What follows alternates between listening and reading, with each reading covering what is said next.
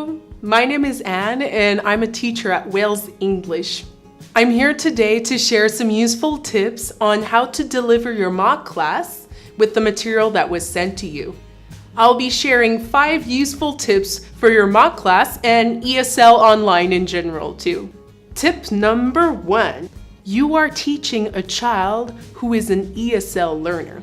They might be shy, scared, or on the complete opposite side, very excited and energetic. It's maybe their first online ESL course. So regardless of how they are, make sure that they know that you are happy as a teacher to be there for that class.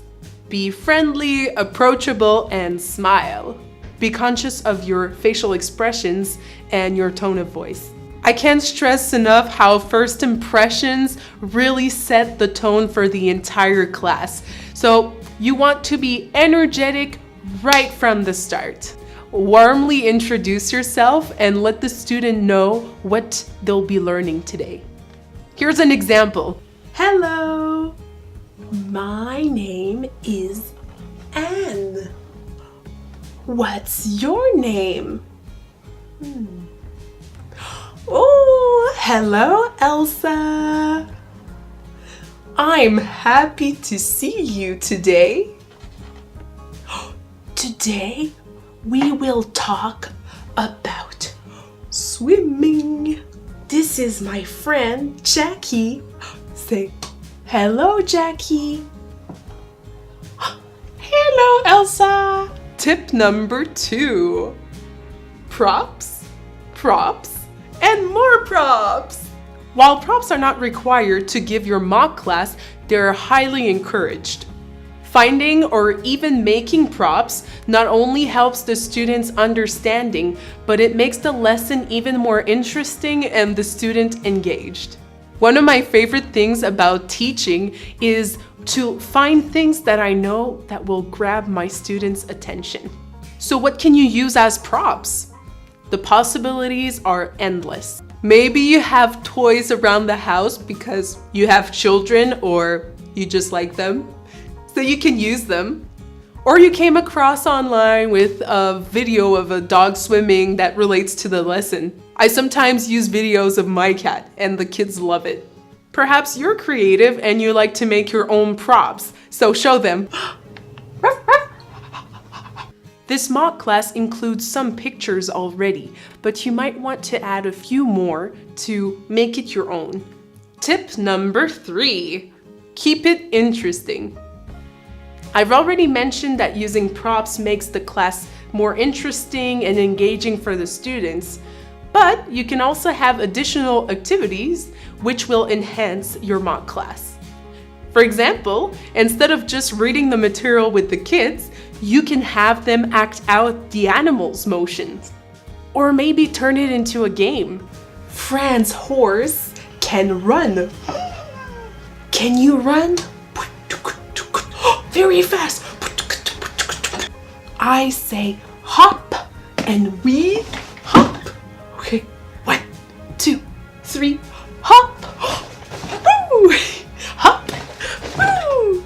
In addition to that, reward systems create opportunities to have interesting activities. Great sentence! You get a butterfly.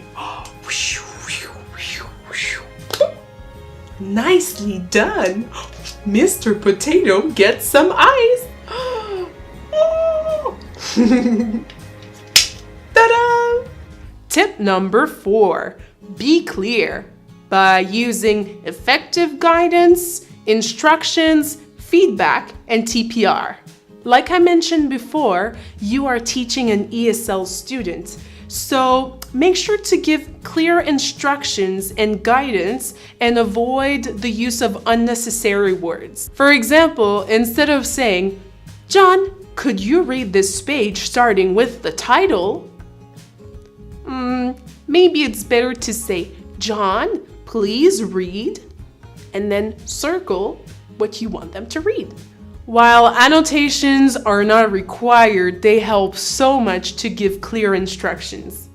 It's also important that you provide feedback along with your instruction and guidance. Here are some ways you can do it. When the student is doing well, let them know. You can use verbal praise like, "Good! Nice reading! You said the word kicks very well! Awesome! High five!"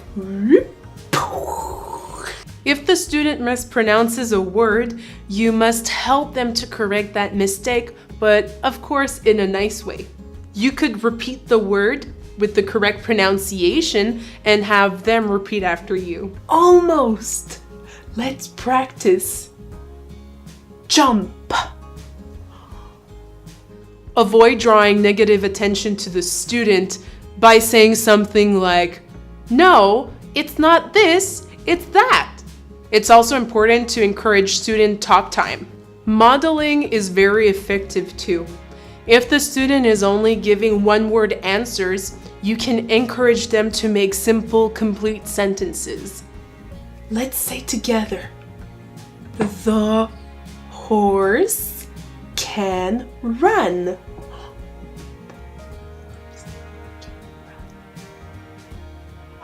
Well said! Perhaps the most useful and effective method of guidance is using TPR. TPR, which means Total Physical Response. TPR is required for your mock class and you're expected to use it throughout the lesson. Some easy and simple ways of using TPR would be to use your finger and point at your ear if you want your student to listen, or point at your mouth if you want them to repeat, and then extend your palm to them. Don't assume that the student knows what you expect from them if it's to read or repeat, but by using these TPR tricks, it will be way more clear for them. TPR also helps to explain what a word is if you model it, like running, hot, cold, hungry. Tip number 5, dig deeper with extension questions. Extension questions are key for many reasons. They help you to take the lesson a step further and assess the child's level. The student's parents don't want you just to read from a script, but they want to see that you're challenging their child to an appropriate level, of course. You can ask questions that relate to the lesson or also to the child's life. For example, in this mock class, we talk about swimming. So you could ask questions like, "What animal is it? Do you like dogs?" "Oh, me too. I have one dog. Do you have a dog? Do you swim?" Yes or no? Where do you swim? Do you swim in the pool or the ocean? Preparing in advance will help you to find level-appropriate extension questions. In this video, we saw 5 tips on how to nail your mock class. Tip number 1, remember you're teaching a child who is an ESL learner. Tip number 2, props, and more props. Tip number 3, keep it interesting. Tip number 4, be clear using effective guidance, instructions, feedback, and TPR. And finally, tip number 5, dig deeper with extension questions. I hope you found these tips useful, and hopefully you can join the team very soon. Happy teaching!